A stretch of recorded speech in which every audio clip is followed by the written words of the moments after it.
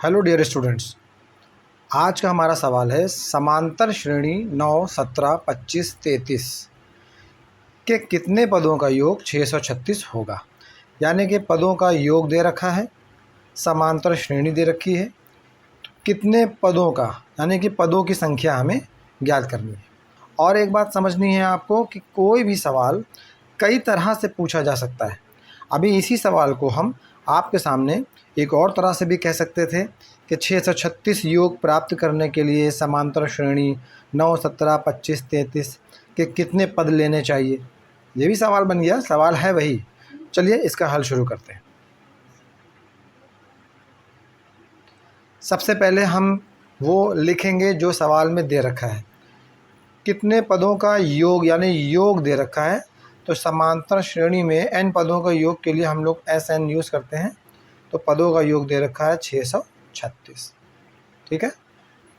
समांतर श्रेणी का प्रथम पद A से प्रदर्शित करते हैं, वो कितना दे रखा है 9। और सर्वांतर D, सर्वांतर निकालने के लिए किसी भी समांतर श्रेणी के लगातार दो पदों का अंतर बाद वाले से पहले वाले को, बाद वाले 17 से पहले वाला 9 जब हम घटाएंगे तो आ गया 8। ठीक है, ये तीन चीज़ें हमारे पास हैं। अब हम लगाएंगे सूत्र समांतर श्रेणी के n पदों का योग का सूत्र। SN बराबर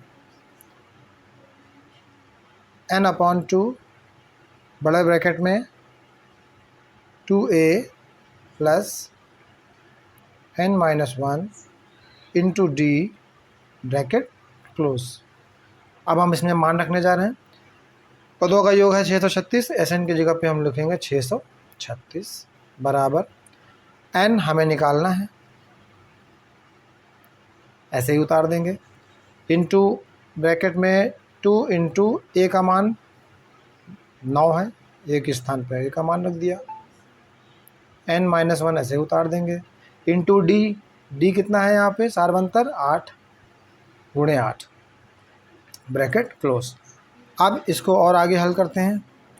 636 बराबर n/2, अब अंदर सॉल्व कर लीजिए, 2 9 18 और प्लस 8 का गुणा अंदर कर देंगे 8n-8, 8 का n में करेंगे 8n, 8 को -1 में करें -8। ठीक, अगले पद में 636 बराबर n/2, 18 ये प्लस का है, ये 8 माइनस का है, तो ये घट के 18 में से 8 गए 10 बचा, तो ये हो गया 8n + 10। ओके, और आगे चलते हैं। 636 बराबर n/2, अब यहाँ पे 8 है और 10 है, यहाँ पे हम कॉमन ले सकते हैं, तो 2 कॉमन ले लें यहाँ पे हम।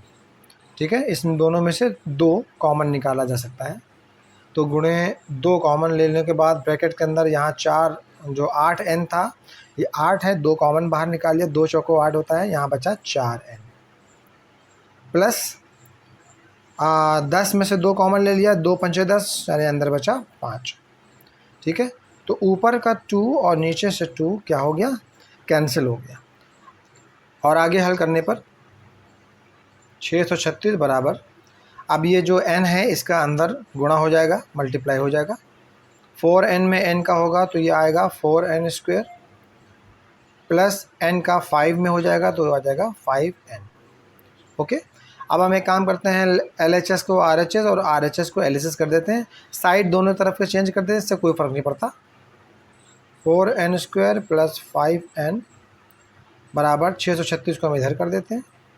दोनों के जब हम साइड चेंज करेंगे उससे कोई फ़र्क नहीं पड़ता, लेकिन किसी एक को अगर एक साइड से दूसरे साइड ले जाएंगे तब फ़र्क पड़ता है। जैसे कि ये प्लस का 636 है, इसको हम लेफ़्ट हैंड साइड में लेकर के आएंगे तो 4n² प्लस 5n, और ये प्लस का 636 जब हम लेफ़्ट हैंड साइड में लाएंगे तो ये माइनस का 636 हो जाएगा बराबर 0। तो ये एक द्विघात समीकरण की तरह बन गया, 4n² प्लस 5n माइनस 636।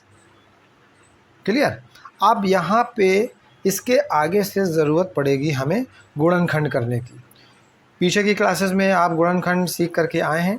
उसका तरीका क्या होता है, यहाँ 4 और यहाँ 636, इनका हम यहाँ पे गुणा करते हैं। ये रफ कार्य करने के लिए यहाँ पे थोड़ा सा हम एक आपके सामने एक लाइन बनाते हैं। तो 636 और 4 का गुणनफल, 4 छंग 24 का 4 असली का 2, 4 3 12, 2 14 का 4 असली का 1, 4 छंग 24 और 1 25, 2544। कहने को तो मैं यहाँ पे आसानी से आपको एक ही स्टेप में बता दूँ कि कैसे गुणनखंड हुआ और कैसे फ़ौरन आंसर आ गया, लेकिन आपको ये समझना ज़रूरी है कि जब ऐसी स्थिति आपके सामने आ जाएगी तो आप इसके आगे हल कैसे करोगे। तो 4 को 636 में गुणा करने में आया 2544। अब ये 2544 का हमें इस प्रकार से दो भागों में इनको गुणनखंड में लाना है कि उनको जोड़ने पर या घटाने पर 5n आना चाहिए। तो अब हम 2544 का गुणनखंड निकाल लेते हैं। तो अब आप यहाँ पे इस तरह से कर सकते हैं, 2 दूनी 4, 4 दूनी 8, 8 दूनी 16, 16 तियाँ 48, 48 ये और 53 ये, यानी कि 48 और गुणे 53, ठीक है, 48 गुणे 53। अगर इन दोनों को गुणा करेंगे तो 2544 आएगा, और इनको जोड़ या घटाने पे 5n जो 5 आना चाहिए, जो 5 आ रहा है क्या, चेक करते हैं। 53 में से 48 अगर हम घटा देते हैं तो कितना आ रहा है, 5। तो हमारी ये कंडीशन पूरी हो जाती है। तो 2544 के दो भाग हमने इस प्रकार से कर लिए कि दोनों को जोड़ने या घटाने पर 5 आना चाहिए था, तो दोनों को घटाने पर 5 आ रहा है। तो अब हम यहाँ पे गुणनखंड शुरू करते हैं। 4n² प्लस 5n को हम 53 और 48 के रूप में, 53n माइनस 48n, ठीक है, इस 5n के स्थान पे 53n माइनस 48n कर दिया। बाकी माइनस 636 जैसा था इसको ऐसे ही उतार देंगे। इससे क्या होगा कि 53 और 48 में आप जब घटा के देख लेंगे तो 5n ही आएगा। अब आगे बढ़ते हैं। अब हम देखेंगे यहाँ पे शुरू के दो पदों में क्या कॉमन है।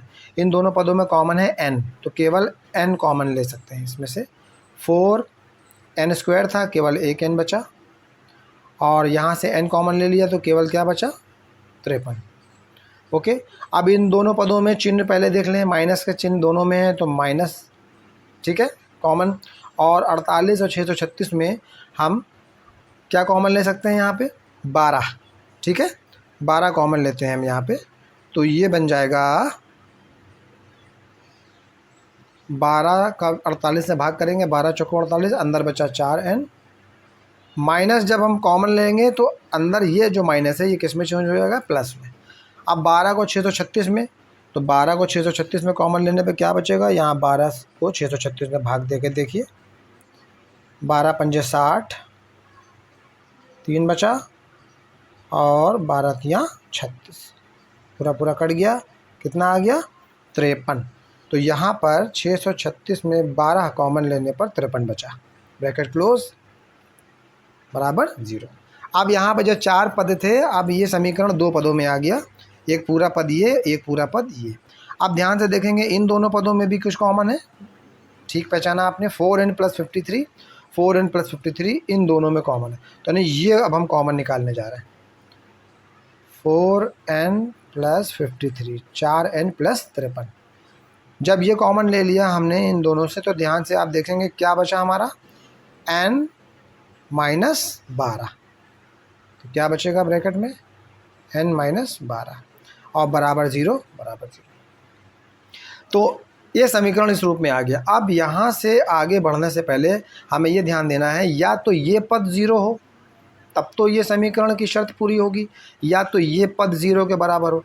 तो इन दोनों पदों को बारी बारी से हम 0 के बराबर लेकर के आएंगे, क्योंकि ये कंडीशन होती है ना कि 0 किसी का मान तभी आ सकता है जब किसी भी पद में 0 का गुणा कर दें, तो ही रिज़ल्ट 0 आ सकता है। या तो ये 0 के बराबर होगा, या तो ये 0 के बराबर। तो पहले हम ले लेते हैं इसको, 4n प्लस 53 बराबर 0, ये मान लिया हमने, ठीक है, माना। तो 4n बराबर प्लस का 53 उधर चला जाएगा तो क्या होगा, माइनस का 53। अब 4 को यहाँ से जब हम हटाएंगे तो क्रॉस मल्टीप्लाई में दूसरे पक्ष में जाएगा 53 के नीचे। तो n का मान अगर हम 4n प्लस 53 इक्वल टू 0 को सही मान लें तब n का मान आ रहा है -53/4।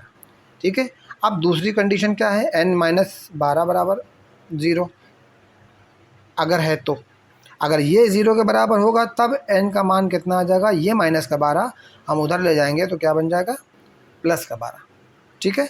तो n के दो मान आ गए, n बराबर -53/4 और n बराबर 12। लेकिन चूंकि पदों की संख्या n हमें जो ज्ञात करनी है वो कभी भी माइनस में नहीं हो सकती। ठीक है, वो हमेशा प्लस में ही होगी। इसलिए हमारा आंसर है कि दी गई समांतर श्रेणी में जो पदों की संख्या पूछी गई थी वो होगी 12। उम्मीद है आपको ये सवाल समझ में आ गया होगा। और भी आगे मैं आपके लिए सवाल लाऊंगा जो यूपी बोर्ड एग्ज़ाम के लिए इम्पोर्टेंट है। और लाइक ज़रूर कर दिया कीजिए आप लोग अगर सवाल समझ में आता है आपके। और अगर चैनल को अभी तक सब्सक्राइब नहीं किया है तो प्लीज़ चैनल को सब्सक्राइब कर दीजिए। मिलते हैं आपसे अगले वीडियो में एंड थैंक्स फॉर वॉचिंग।